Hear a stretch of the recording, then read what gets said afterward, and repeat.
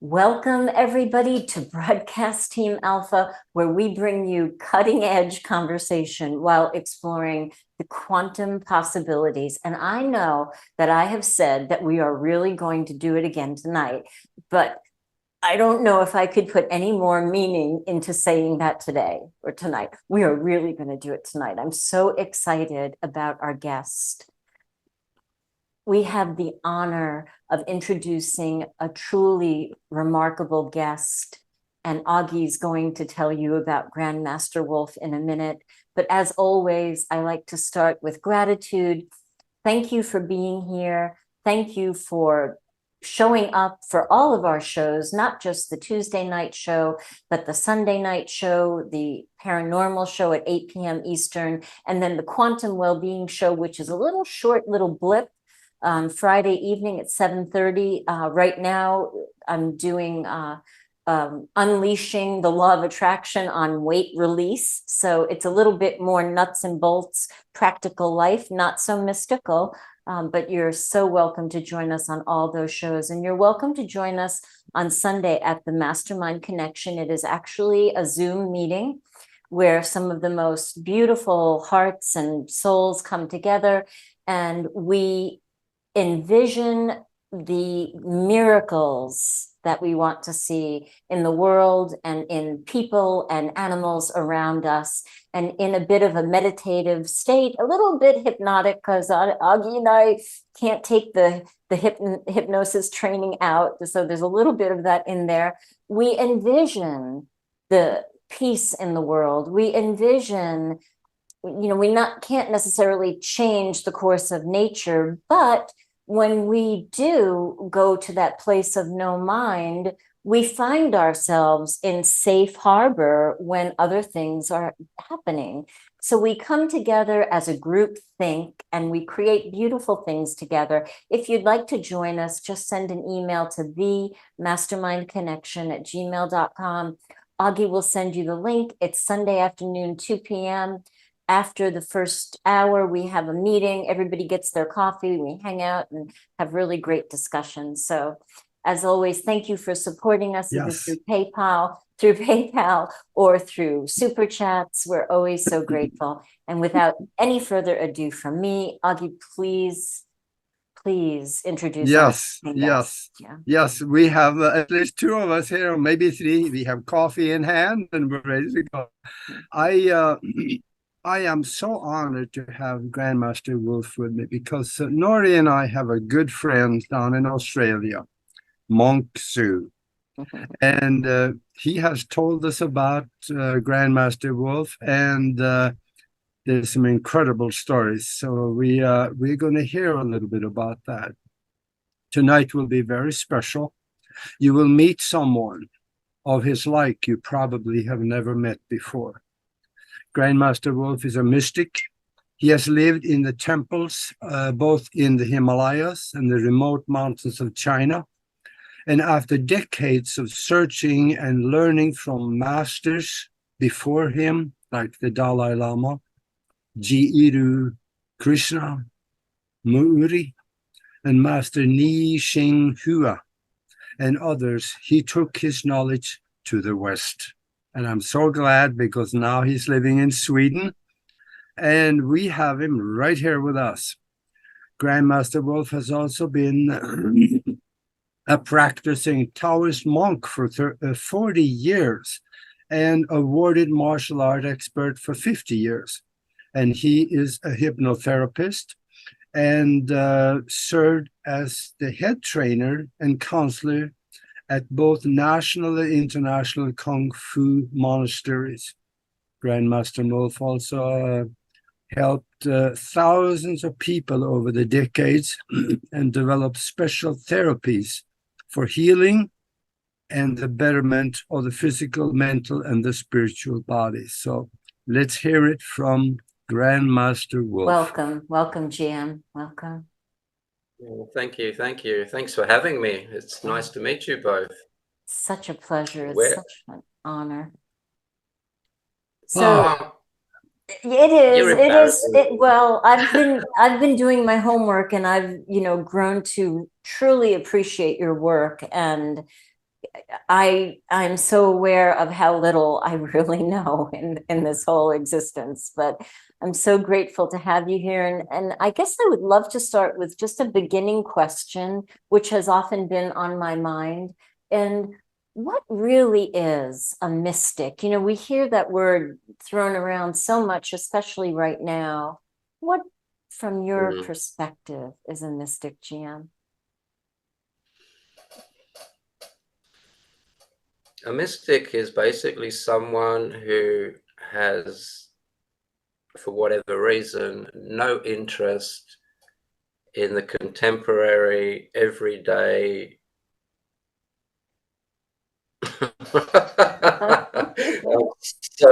I'm sorry. No interest in all of the knowing and knowledges that don't really go anywhere in life. Everyone has in their hearts and in the background of their mind constantly, what's this all about? Why are we here? What's the point? What's the meaning of life? What happens after death? And then they go to work and go home and get drunk and forget the whole kit and caboodle, and no one really ever bothers going into it. For myself, that wasn't good enough for me. Unfortunately or fortunately, depending on how you want to look at it, my upbringing was quite rough, quite painful and quite confusing. And for me, that was enough for me to have more passion behind the question, what the hell's this all about?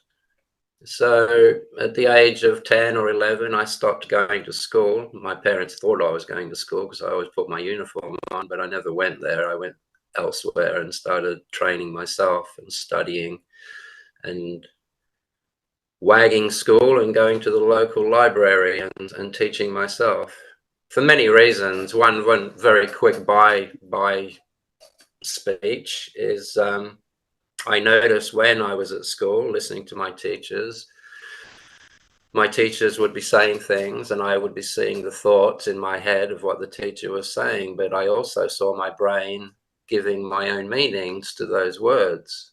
And then I thought, well, aren't I teaching myself here if I'm just listening to my own meaning of these words and not the teacher's meaning? So I thought, I can go without the middleman. And so I just went straight to the library. I attribute that to a previous life. I think that in a previous life, I had studied and learned how to watch the thoughts and understand the mind. And that little bit was enough. I brought that into this lifetime, and that was enough to kick me off back to where I left off before. Did that answer your question? Absolutely, it did. Thank you. And I guess the question that comes up from what you said, and it's really a bit of an enigma for me at this point on my journey. How do you not think? How do you bypass? Right? How do you bypass that part? How do you bypass the middleman? How does that happen? I mean, is it years of, I'm studying and I am in the process of self-mastery, the very beginning process. There's so much, Grandmaster, there's so much to learn. And that it's like that piece that's in the way, it's like a trap door, you know, and I keep thinking, if I could just pry it open, right? It's That called, happen? we call it the hedge. It's a hedge. When there's a beautiful house, if you're walking down the street and there's a beautiful house built on the side of the street, but they have a 10-foot hedge between you and the house, you can't see the beauty of the house. Yes. Even though people live there. And it's the same when you are born, that's like the house. But then there's people start putting names and labels and opinions and judgments into this little baby, and a hedge grows of thought between you and the outside world. And then it's all guesswork after that. Mm-hmm. So that hedge is your thought process. To answer your question directly, it's not about stopping your thoughts, really. That's a little bit of a misdirection in terminology. You need your brain to think, otherwise you would walk into danger all the time. You need your brain to think. However, you don't have to constantly be watching what it's thinking. You see, you won't stop your brain from thinking because it's a brain and that's what it does. You won't stop a liver from filtering because that's what it does. So the trick is,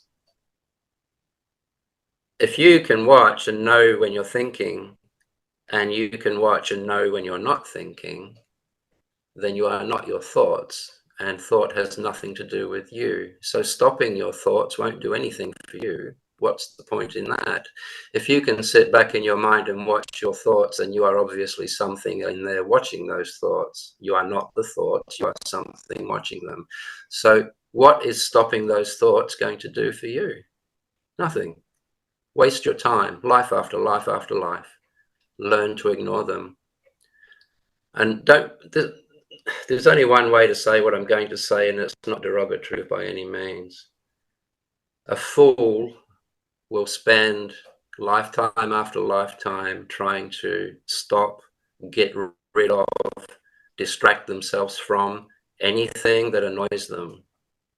A spiritual warrior will train themselves not to be annoyed. Mm-hmm. Save lifetimes after lifetime after lifetime. Yeah. Yeah. Yes. Well, so in that, don't be annoyed by your thoughts. Let them do what they want to do. Pay them no attention until you need them. At that point, why do you need to stop them? Thank you. That helped me so much. But one more dovetail question. You were talking about, this is huge in my world. You were talking about the maneuver that masters do when you're training, where they stop your heart, right? The vagus nerve. And you, in fact, stopped thinking during that time when your heart stopped. And I think you said something like, it's something you really want to get to know. Like the inference to me was that it was actually, not frightening, or a lot of the things that in the West, we're taught to think about our heart stopping. Can you speak to that? Sure. Where would you like me to start? How to do it? Well, I can't imagine you couldn't, and you explained it, that you didn't really feel anything because you weren't there. You were no longer there, right? Your heart had stopped, your brain had stopped, and you don't have thought. Yet when you came back, you had the sense that it was pleasant or not unpleasant, or I'm not sure if I'm praising my question properly. I know what you're saying. Occasionally, things that I know come up in my mind in Chinese or in Tibetan, and it takes me a few moments to switch that into English. Mm-hmm. Okay. You can't think of something you don't know. You have to know it before you can think it. If I ask you to think of a motor car, If you don't know what a motor car is, you can't turn that into a thought. You can't create a picture because you don't know what it is. So you can't think of something you don't know. So you know it first, and the knowing is invisible. And this is why the monkey we inhabit has to turn the knowing into picture form so it can get its little head around it. This is the ego I'm talking about now. A very, very quick, for instance, think of someone that you love very much. Okay? How do you know you love them? Doesn't require thinking. Doesn't require pictures. You just know. You don't have to think about it. You don't have to put it into words. You don't have to analyze it. You just know. Do you love this person? Yes. How do you know? I just know. Of course you do. That's an example of knowing something without having to think about it. In the same way, you know what a motor car is, but that knowing is invisible until someone asks you about it. And then your knowing will jump gaps from an invisible dimension, which is the spiritual dimension, mind. That's all invisible. It jumps the gap into the interface machine, which is your brain. Your brain will turn the knowing into a picture. Another part of your brain will turn that picture into a grunt. And then if you and I have studied the same grunt manual, which would be the English language in this case, I should be able to turn your grunt back into the same picture that you've got. And this is how we communicate. Before all that happens, that's all in the brain. You are something in there watching that. And the knowing, the invisible knowing, is absolutely 100% at your disposal. But we are trained not to look for knowing. We are trained to look for the thought process. Now, the mind that you inhabit, it's not physical, it's not made of matter, it can't die, it doesn't rot, it doesn't decay, it's that part of you that goes on forever. You look at your body since you were born, your body may be older, you have wrinkles, your hair's not the same color, your eyes may not seem the same anymore, but the awareness of that has not changed since the day you were born. It hasn't slowed down. Your awareness hasn't gotten old. It hasn't gotten less. That's a part of you that never changes. It's a part of you that goes on forever. Now, that part of you that is that mind has been in 100 billion before it was in your head. And it retains all of the knowing that it has ever learned through all of those creatures and those forms that it has been learning about itself through. And when you stop engaging life from your thought process, which is your ego, and you start engaging life from that pure knowing, all the information from all of those millions of creatures that you have ever inhabited as mind starts to leak into your brain. And this is the unlimited knowledge that you have access to, also known as the Akashic records. Is that our spirit? What you asked me, you know, there we go. It was perfect. Yeah. Is that knowing our spirit? Yes. Yes. Thank you. Yeah, that makes sense. And what you just said here also about the 100 million times, have you, and maybe also how can we, or have you made the bridge to previous existences so you found out what you did before you were born and maybe some of the stuff that you experienced and lives that you had before? Have you observed and discovered some of that? This is my third lifetime that I remember at the moment. There may be more, there may not be more, but when I say lifetime, I'm talking the lifetime of a wave on the ocean. The wave will come and go, and you'll think, well, that was the lifetime of the wave. But the actual ocean that is the wave as well, that's still there, and it's always there. So for me at the moment, I can remember 2 previous lifetimes in human form. This is my third one. A lot of my problems as a youngster, I think, probably was that I was having memories at the age of 9. I was having memories that weren't mine. I was having adult memories. And I used to speak about things that I shouldn't have known about.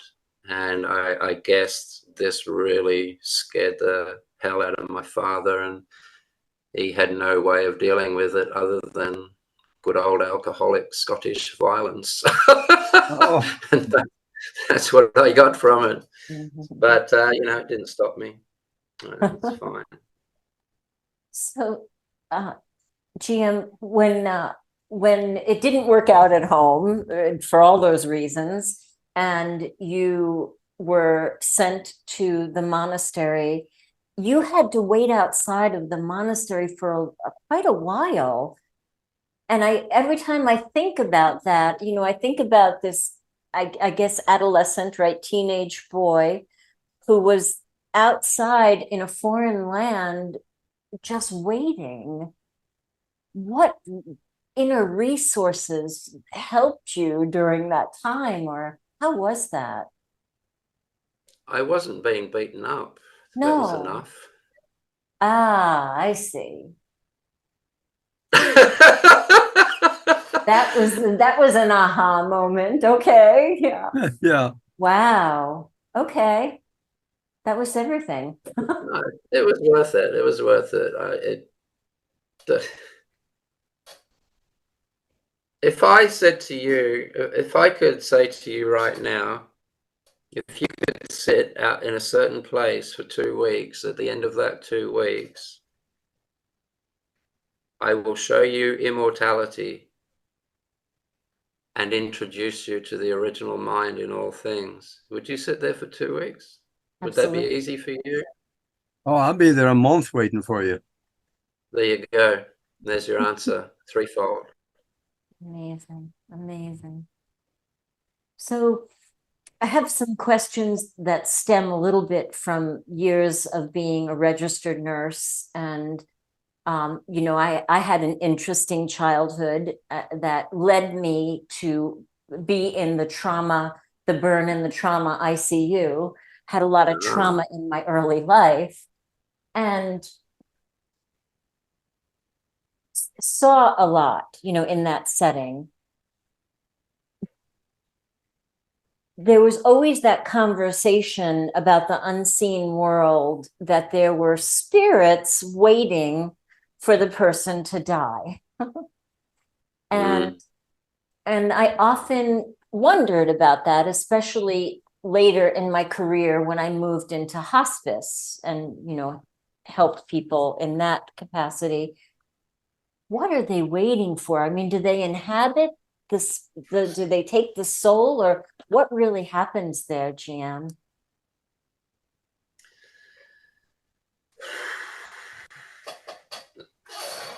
This will upset a lot of people. I'm sure. Are you okay with that? Yes, the truth is good.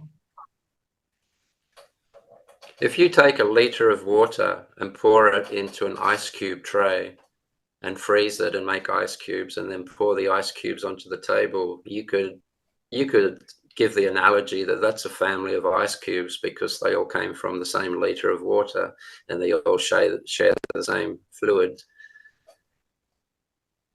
Yeah. When they die, let's say you melt, let's say you've made a dozen ice cubes, and that's the family that we're looking at right now. Let's say 9 of those ice cubes melt as an analogy to death.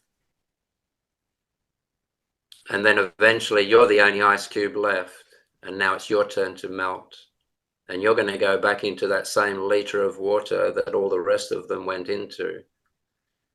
Now, the observer watching that will just see you melt back into a liter of water, and there's no longer any separation. But each ice cube, for a moment in the ice cube tray, had a completely different viewpoint to all the other 11 ice cubes because it was separated momentarily. So when you go back into that liter of original water that used to be 12 ice cubes, you have a familiarity. You would have 11 familiar feelings, let me say it that way. Yeah. And as water mingles through you, that used to be ice cube number 3 in the rack, which might have been, let's say, one of your siblings, you would feel a recognition as that piece of water went through you, because at some point you shared a moment in time as ice cubes from the same tray in the same freezer, etc.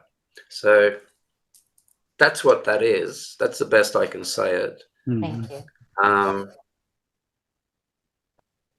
There is only one at the end of the day. Let's say a dozen waves come and go on the ocean, and a dozen waves, they've gone back down now. They've flattened out onto the ocean. Can you say that they've disappeared? That they've gone anywhere? No. They're not. They don't look like waves anymore, but they haven't evaporated. They're still in the ocean. If you take a cup of water out of the ocean and freeze it, and then throw it back into the ocean, and then it melts, can you say that it's gone? No, it hasn't. It's still there. It just doesn't look like an ice cube anymore. So you never, ever, ever get away from the oneness of life. It just simply isn't possible. So when you die and you see these pictures at the other end of the tunnel, or wherever you see them, you have it's half spiritual and half physical. When you die, for the first 30 minutes, you are still producing brain waves. Your brain is still thinking and doing all sorts of things. Spiritually, though, because your body has died, you are feeling this familiarity as you seep out of the meat and back into the spiritual realm. But because your brain is still connected at that moment, it's turning that familiarity, those familiar feelings, into pictures. And those pictures are going to pop up as your sister, your grandmother, your auntie, your uncle, etc., etc. So I'm not saying it's not the case. I'm not saying it is the case. I'm saying that you do reunite with the original. You do reunite with the original. I shall leave that there. And shit, I don't know. I don't think I can add anything to that. So that's what happened. Yeah. Thank you. It was I got an wonderful. in addition to that, there is a saying, and I want to hear you if you think it is true, and that is that nobody dies alone. Could it be? Nobody dies alone, and everyone dies alone. Depends how you want to look at it. Yeah. The alone comes from the monkey brain, the body that we inhabit, the animal that we inhabit. That's the alone bit. The oneness of all things is the spiritual side of it. It's very, very difficult for this monkey to get its head around spirituality. Yeah. It makes up shit all the time because the thought process is a physiological phenomenon. It's purely there for survival reasons. It's purely there to be able to recognize and discern when your body is in trouble, when it is in danger, and if there's a possibility that you are going to be dismembered. That's what it's for. How to feed itself, how to procreate itself, how to keep itself safe. That's what it does. No different to an automatic car these days. A car that has sensors in it. It can drive itself. It can pretty much back up and plug itself in. We have vacuum cleaners that can plug themselves in and recharge themselves. So matter is like that. It recharges itself. It looks after itself. And therefore, its thoughts are very limited. Thoughts are made of matter. Thoughts are made of electrical impulses and chemicals. So your thoughts are designed primarily to understand matter. Now, matter is limited. Thoughts are limited. The psychology is limited by time. It's limited by delineation. It's limited by the fact that you're going to die one day. So it's going to run out of time. It's limited emotionally. And it's limited by not understanding the difference between real and unreal anymore. It's lost that ability. So to get that thing to try and understand spirit or mind, which is limitless, it is not made of matter, it is not delineated, it's not locatable. That is like trying to eat soup with a sledgehammer. It's the wrong tool. It won't work. This is why, if you're going to study mysticism, enlightenment, you've got to get out of the monkey brain. Yeah. Let it do what it does. It's going to look after itself. It's going to survive. It's going to do all the things that matter should do while you're inhabiting it. But it ain't going to follow you into the spiritual realm because it doesn't know how, and it doesn't even know what you are. When you're in there meditating, you can take any thought and break it in half and look into it. And there's nothing in that thought. It's data. It doesn't know you're in there looking at it. There's no idea that you're even there. It's a dead thing. So it's never going to understand spirituality. So what you have to do, first port of call, get out of your brain, and then everything else comes in a very quick. Could we have your comment on the thousands of people that have had near-death experiences? They find themselves, most of them or many, going through that tunnel and meeting their mom that passed over at the other end, and there is love. There's a phenomenal feeling of love, even before or during the tunnel or after. Can you comment on this? That love is there before you die. You don't have to die to feel that. The only reason it becomes so intense is because you've left the ego. The ego keeps you separate from everything. The ego, which is a bunch of thoughts, creates this delusion and illusion of a fragmented part of the universe. It keeps you separate from the oneness of all things. It makes you, it thinks it is an individual, unconnected, fragmented piece of life, and that's how it sees itself. Therefore, it will wage war against anything else that's not it. It will steal from other things. All of these things we do to each other is due to the fact that we all think we are separate individual entities that have to protect ourselves and compete against every other little fragment. And it simply isn't the case. And that bars you from love.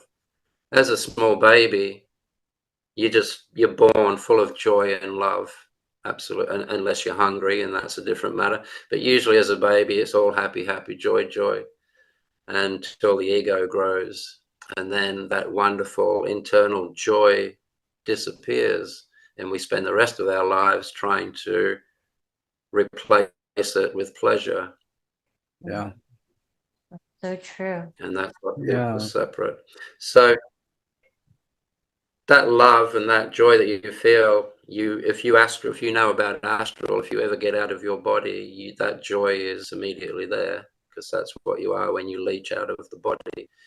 That happiness is constantly there. The joy is constantly there. It's always there. That's what mind is made of. Love, consciousness, joy, and awareness. They are the ingredients of mind. And as soon as you leave the body, pop, it's all back there again. Usually, though, in my experience, and a couple of thousand people I know that I've been with through their death, when you die on a regular basis, as was the practice that we used to do it 5 times a week, which we got into a lot of trouble for because we weren't meant to. But anyway, when you see the lights at the end of the tunnel, you have 3 options when you leave your body. The lights at the end of the tunnel, when you get there, you will find that that is your new mother's vagina, basically.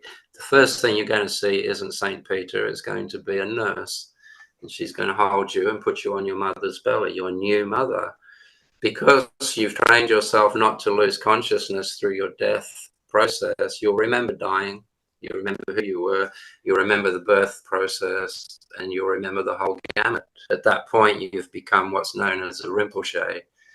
You no longer fall unconscious at your death, and then you start to remember each life as you go through them without any break. It's very easy to do. Well, it's easy to know and understand, but it takes a little practice. I've actually just done a tutorial on a thing called the death room, which no one outside of monasteries has ever heard of. Would you like an exclusive? Yes, please. There is a practice where you can leave your body and you can go into the astral realm and you create what's called the mystic's cave. We're talking about the Akashic realm here. So you leave your body, you go into the Akashic realm and you create this cave. And in the bottom of the cave, sorry, I'll back up a little bit. As a mystic's cave, you go in there and you have candles going, you have a mirror in there, you do all of your magic in there. It's a magical workshop that you've created where your ego can't come in and screw things up for you. You leave your ego in a body in a bed somewhere and you go here absolutely clean and free of all of that, and you create your blueprints, which eventually will manifest in your physical world within 28 days, a moon cycle usually. That's just nature, that's just how it happens. And you can use that for your entire life and no one can ever touch that or do anything with it. It's akin to the memory palace that some people use. Now, as a death room, it is also called the death room, and this is my favorite because what you do here is when you perceive it's your time to die, you lay on your deathbed or wherever you may be, and you go into this forest and you go into your room, and in the floor of your room, there's a beautiful bath, thousands of years old, built into the stone floor of this room, and it's full of hot water, and the steam comes off the water like little silver dragons, and they float up to the ceiling and mix with the incense smoke and what have you. So you go in there and you lay down in this bath and you just float and you soak, and it's just absolutely wonderful. And you can feel this bath drawing like a poultice. It draws and absorbs all the negativity that you've absorbed through your lifetime in this particular incarnation, all the negativity, all the toxins, all the emotional badness. It all gets drawn out, and when you're ready, you just lay there with your eyes closed and you will perceive that your physical body has just died.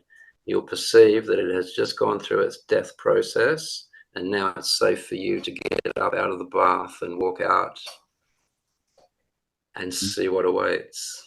And that is the most peaceful way to die, and it's totally in your control. And that's the mystic's way. Yeah, to get out of there and get educated again and get your memory back, and oh, that's going to get interesting. There's actually something, here's another one for you, and a lot of people are going to hate this one, but oh well. It's okay. That's all right. What you can do is controversial, yeah. You locate a coma hospital. This isn't just me, this happens. You locate a coma hospital. You locate a young person, let's say 30 years old, who has vacated. This person, for all intent and purposes, the brain is fine, the body is fine, there's just no one home and they're not coming back. Yeah. You keep that one on ice and you keep going in and make sure that it's still there. If that family goes in and has the machines turned off, then you go and you find another coma victim. It's like going to a second-hand car yard. So you locate the victim, and then should circumstances arise that you have a very, very short space of time to arrange yourself because you've just been hit by a truck and your legs have fallen off and you're bleeding to death real quick, you leave your body and you go and find the coma victim and you possess the body. It is now yours. You've just taken it. You absorb some of the memories of the previous occupant, but all of your knowing that you turn into thoughts is still with you. And as soon as you enter into that brain, all of your knowing turns into picture form, and your ego reproduces itself in that new body. And lo and behold, to all the nurses and doctors, oh my God, Joe just woke up. That's right. Wow. That is Go what on, go on. that is what Sorry. they're calling walk-ins now. That's the new term Oh, okay. for that. Yeah. Okay. Well, that's a very real practice, and that's, Wow. yeah. Back in the old days, it even went further than that, but Really? probably best we don't go into that. You know, I always wondered with the patients that were in comas whether I was really talking to them or not, you know, because I would always use energy on and speak to them and you know, offer them the There's more. truth. Sorry? There is more than the person you're talking to is listening Yeah. to you. Yeah. They can hear you, but it's not just them. It's like on the other side, it's like if you were walking up a street and some young person had their windows in their house wide open and they're playing their music so loud everyone on the street can hear it. When you are talking to a coma victim on the other side in their world, it's very loud, Wow. and there are other entities can Yeah. also listen in and hear what you're saying. Interesting. It's not a bad thing by any means. You've got to Right. understand that in the dead realm, there's no such thing as evil. There's no such thing as negative or nasty. That shit goes with the brain. Mm. Nasty people are only nasty because they're creatures. Yeah. Yeah. Yeah. Once you leave your I brain, a creature is someone who reacts from a thought immediately. They just react from a thought, or they react to an emotion. And when I say react, the emotion or the thought comes up and they just turn around and punch their partner, or they'll turn around and punch a hole in the wall, or they'll kick the kid or the dog, or they're creatures. Yes. Yes. Human being is someone that's learned not to be like that. Yeah. I They've want to learned how to be. I want to tell you something about another mystic I know. Nori. I didn't discuss it. I didn't discuss this with her, but when I visited her, she had a spoon. Actually, there was a couple of them, two or three, maybe two, spoon laying on her kitchen counter. But they didn't look like spoons anymore. They were curled up in a ball. And she bent those spoons with her mind. Mm. And I have also heard there is a rumor about you that you have bent metal or steel, some small steel bars or spoons with your mind. I am really interested in finding out what happens in our mind that make you capable of doing this. Wow. You're doing it all the time. Let's say right at this moment, I take you, Agi, spirit, completely take you out of your body. Your body goes flop, it's dead. Can't move, it's just going to go stiff and rotten. Put Agi back in there, body comes back, it's alive again. So whatever you are in there has the ability to bend meat with your mind. You are actually psychokinetically moving your body. So you're already doing it, but that's not the question you asked. I know it's not the answer you're looking for. The answer you're looking for is this.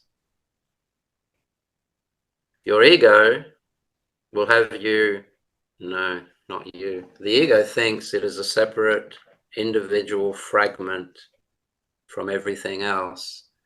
And because of that concept, it can't see any possibility. It cannot see any way of how you could affect something that you're not connected to. ESP, how is it possible that I can read your mind because you're nowhere near me and we're not connected? That concept will stop you from doing everything and anything spiritually and powerfully, and that keeps you controllable. by the powers that be. If you learn to put your ego aside, turn it off when need be, ignore it when necessary, however you want to do it, it's as simple as when you have no self, no thought of self, no thought of other, suddenly you are the spoon, you are the bending, you are the bender, all at one moment. There is nothing here in the edge indicating that you are a separate, unattached fragment from the rest of it. So once you stop creating thoughts that fragment you and separate you, what is left is oneness. At that moment, the moment, there is no thought. You are the spoon. There's nothing stopping you from being the spoon. There's nothing separating you anymore. And the spoon is no different to your finger. And you can bend the spoon just like you're bending your finger. But as soon as you have a notion that it is Agi trying to twist the spoon, you don't have a hope in hell. This is not possible given those beliefs that you are a fragmented entity. If you want to go back 20 billion years, but I've done this a few times with people, if you want to go back 20 billion years, I can explain why everything is what it is and how it works. But, you know, it's up to you. Is that, Maybe. yeah, is that referring to the Big Bang or what is Oh, way before that. way yeah, before no, that? came Not way a good before historian, that, yeah. yes. Do you want to do it? Yes, please. Alrighty. Let's go back before the Big Bang. Let's go back before matter and all the rest of that. So there's no dust, there's no nothing, there's nothing, just space. Now we know scientifically that space is a thing. We now know that space is conscious.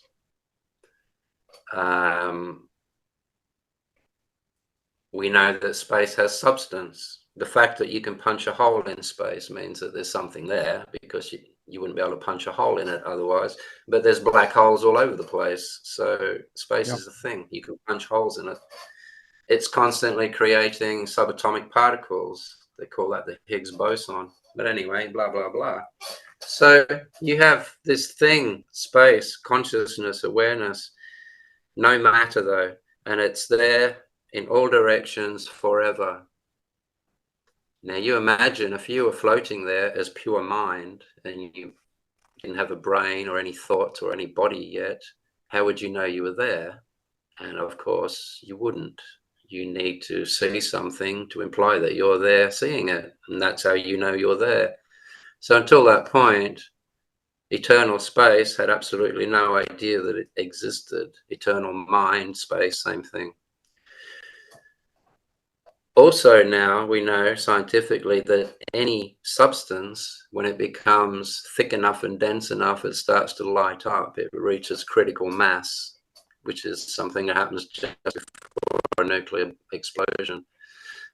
So this mind thing somewhere out there in space, and it wouldn't have been a center because there has to be a periphery to measure a center from, and there's no periphery out in space.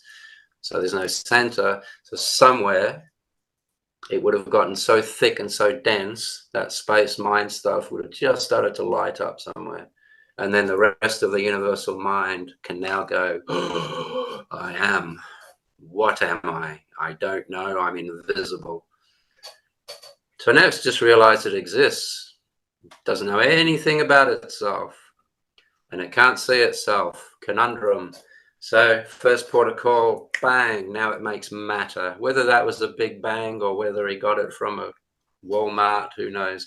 But matter came along, covers the universe. Now it can see itself. It looks like you and me and whales and planets and galaxies. This is what it looks like when you can see it. And we are all, everything is a thought in that mind. And this is how it thinks things up. Anyway, So now you have this mind stuff, and it has covered itself over in the same way. If you were to throw a bucket of paint over Casper the ghost, you can now see the ghost. You can see what it looks like and what it does and what its characteristics are and whether it loves or hates. Everything about the ghost you can now see. And in the same way, the universe can now see itself, and it's watching itself through you and me and Agi and trees and whales and worms and aliens and other dimensional beings. These are all this one mind watching itself, not only through 2 eyes, it's a spider as well. So now it can see itself through 8 eyes. That's another viewpoint. There are creatures with 1 eye, there are creatures with no eyes, you know, and it's learning about itself through every possible means that it can conjure up. And until it has become and been every single possible thing that could possibly be, it doesn't know itself completely. So it's going to keep going until it has covered everything. So what have we got? Anything and everything you look at now that it is alive is a glove on this thing, this animating force that is in all things. Now, when you sit back in correct meditation and you are watching your thoughts, you are that thing watching thoughts. You are that thing watching matter. You are that thing that is inside you. The body will come and go, but that thing is always there in everything, and you have absolute access to it, but only when you start to identify with it. Well, if you identify with the monkey you inhabit, the matter that you inhabit, if you identify with that, that means that every time you put on a 3-piece suit, you think that that suit is you. Okay. So everything now, if you imagine yourself as being a sea sponge underneath the ocean, and the ocean represents that universal mind, you can see that the ocean is in the sponge, and the sponge is in the ocean. The ocean made the sponge, and when the sponge dies, it will go back into the ocean. The mind is in you, and you are in the mind, and it's an ocean. So it doesn't matter how many bodies come and go, that mind never moves. It's always there, creating more and more forms in order to know itself deeper and deeper and more and more. And compared to eternity, 20 billion years isn't even a fetus yet. So that's how young life is. It doesn't know what it is. It's just enjoying itself unfolding. Yeah. And you're missing all of that because we get caught up in these pathetic drama queenery bullshit things that we call a human life. That We miss it. Yeah, we know how that works. And actually, so quantum mechanics is correct then when they say we live in a mind-created universe. Yes, yes, yes, yes. And it is a hologram, but in the same way that every thought in your brain right now is also a hologram. In that way, it's not a hologram inside a computer, it's a hologram in the mind of life. Yeah. That's the only bit the scientists have got wrong. Yep. Wow, that was very captivating. Thank you. I have a question. Really? Very satisfying. Well, it was confused, you know, and it brings me back to how little I really know. But you know, there's something about that, GM, when you just roll it out, there's something that's so satisfying. I don't know. I mean, well, you can see it while I'm saying it. It's not a Yeah. belief. It's you don't go, oh wow, that's an interesting belief. You don't do that. You go, oh yeah, I can see that. Yes. Big difference. Yes. I A mystic will never talk about anything that he or she thinks. A mystic will only ever talk about what they've experienced. Here's something I want to ask you. And that about 3 years ago, I think Nori and I interviewed a Catholic priest whose name was Father Tiso. He was commissioned by the Catholic Church to go to Tibet and into India because he heard rumors that there were in the monasteries, they had ascension parties, basically. People could ascend and take the physical body with them. And he went there. It took him a year to find the right connection where he could be able to find this information. And yes, he found that is true. People are descending. And he have pictures on his website of physical bodies that were disappearing. And the only thing they left behind was a little bit of hair and teeth and anything.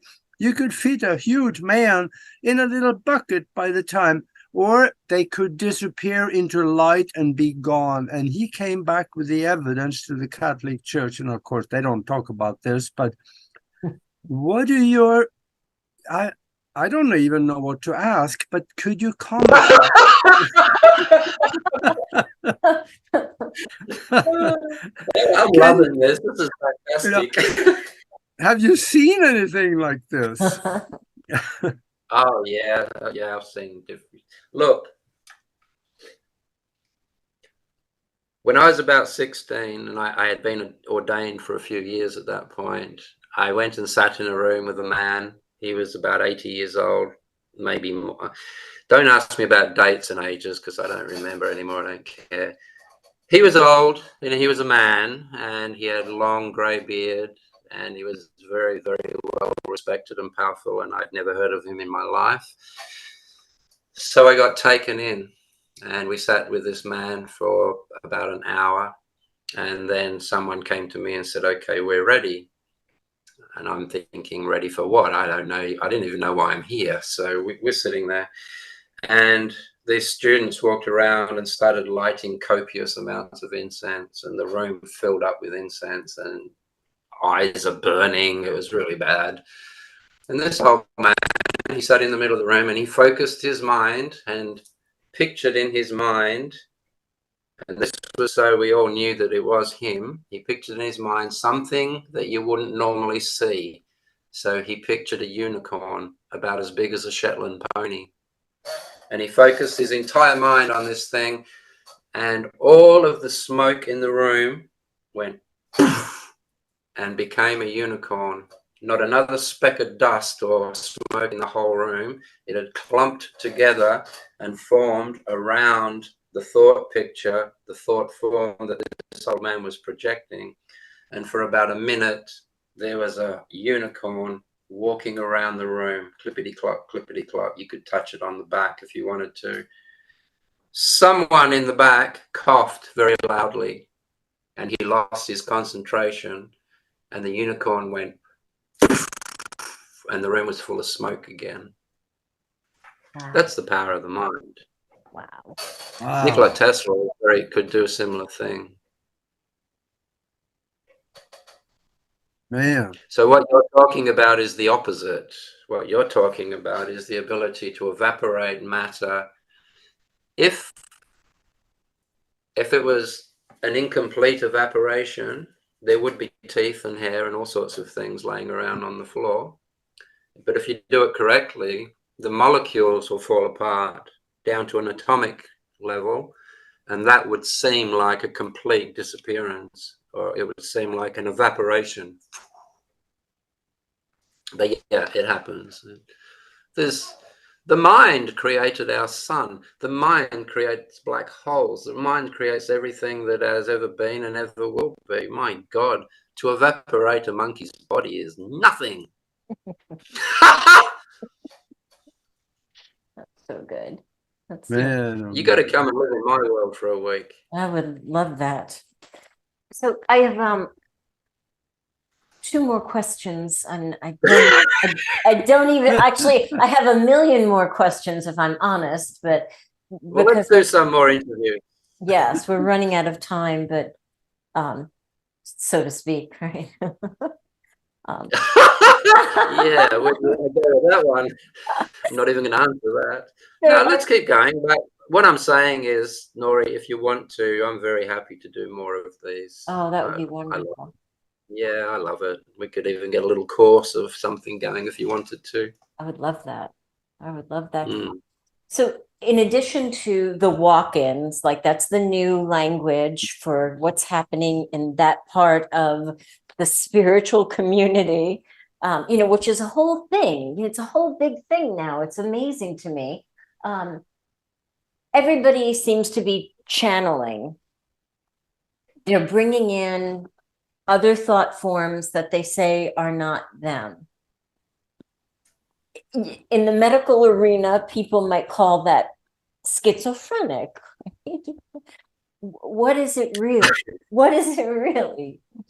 Misunderstanding, misconception.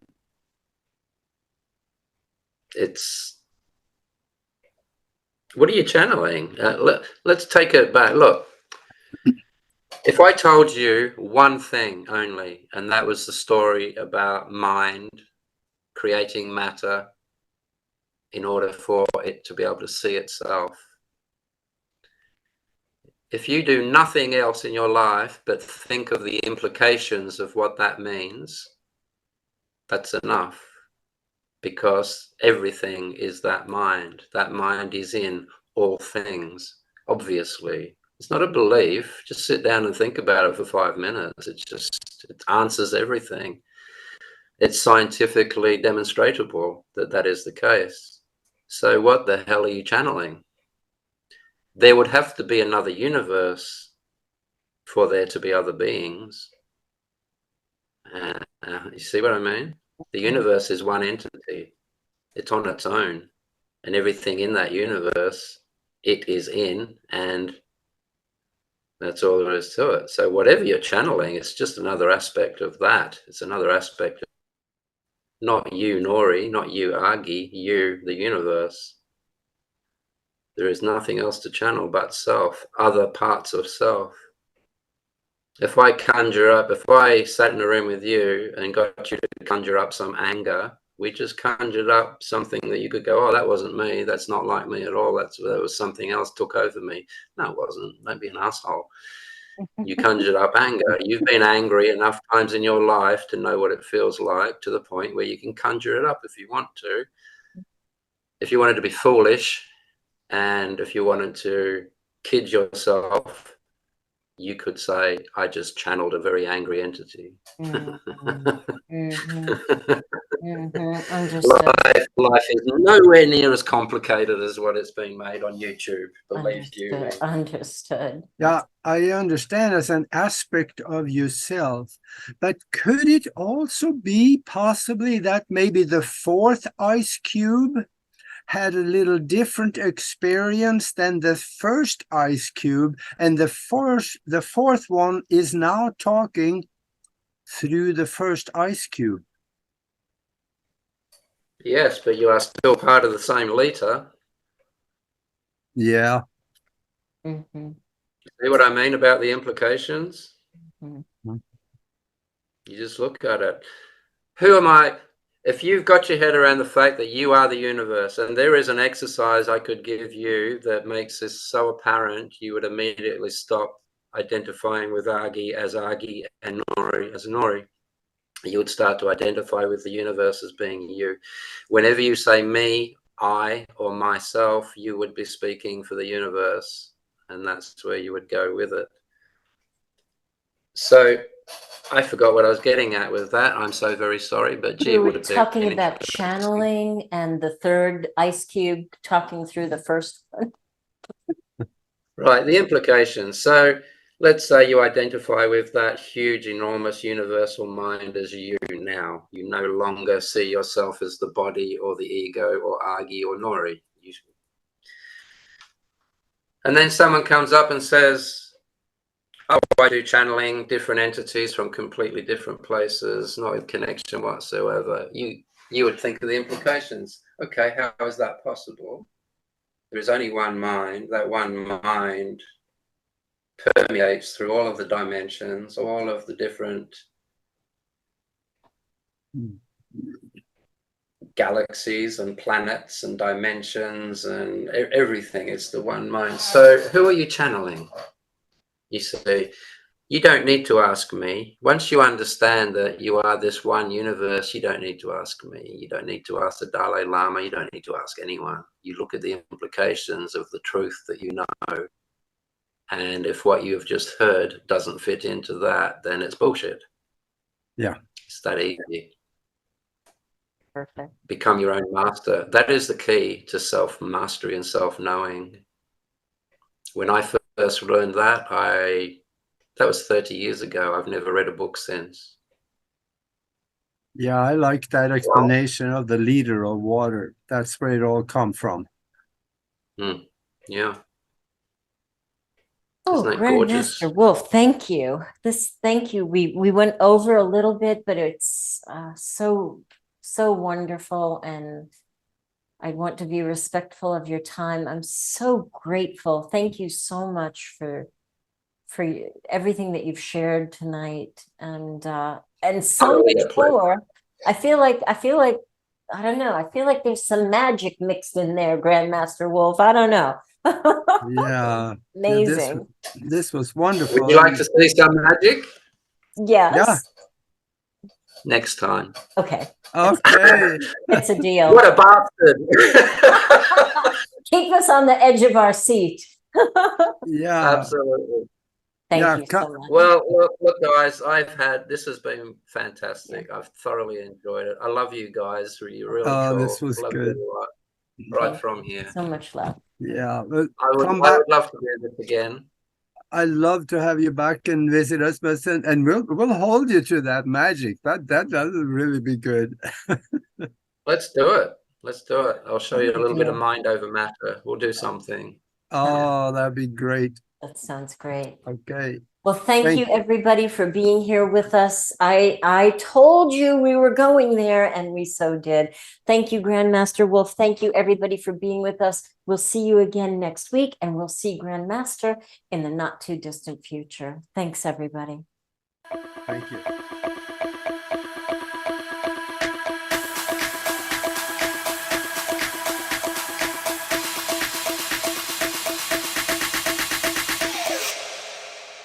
Do